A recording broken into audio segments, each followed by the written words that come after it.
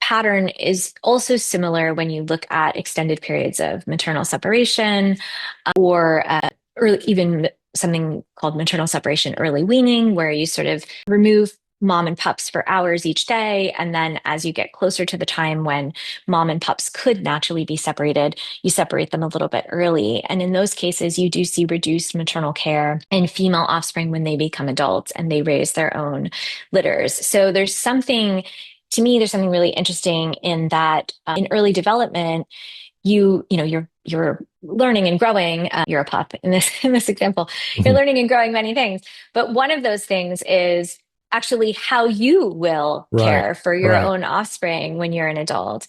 And then, in addition to that, there's also work to suggest that there's differences in social behavior. They can be quite dramatic depending on how dramatic the early separation or maltreatment paradigm was. Mhm. There's behaviors that we observe in rodents that we sort of liken to the human experience of something like depression Right, or anhedonia, an ability right. to experience pleasure, So and those sorts of things. yeah, if we were to Yeah. just really boil this down in simple terms, the quality and quantity of maternal care that a mouse pup gets will affect everything from what we can just call its personality, its behavioral tendencies later in life, to its sensitivity to problems, things like depression like behavior, anxiety, and so forth. Absolutely. Stress reactivity. Yeah, yeah, yeah. Interesting. What within one litter for one mother? I'm imagining. I don't actually know the answer to this. It's kind of embarrassing. How many pups do they? They normally have several pups, but what's like the normal range here? I used to work on mice. Uh, what's the normal range, and what do we know about things like birth order or what we might call social rank? The pups that get the most milk versus the least milk. There's going to be kind of a dominance hierarchy that forms, and some pups will get more or less attention and nutrition and so forth.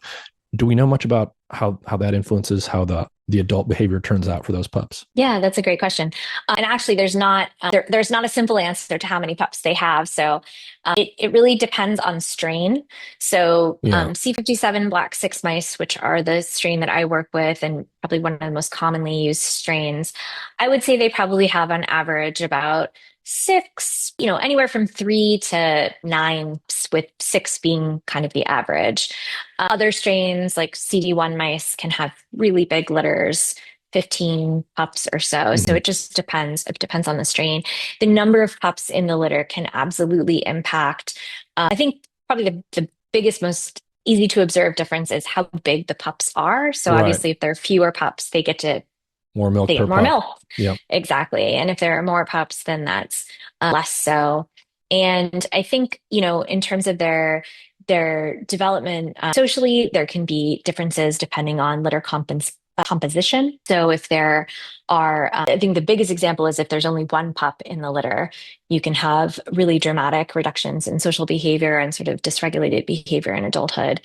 With only females in the litter, you can have sort of mild changes, only males in the litter, sort of mild changes. I know what I was going to say.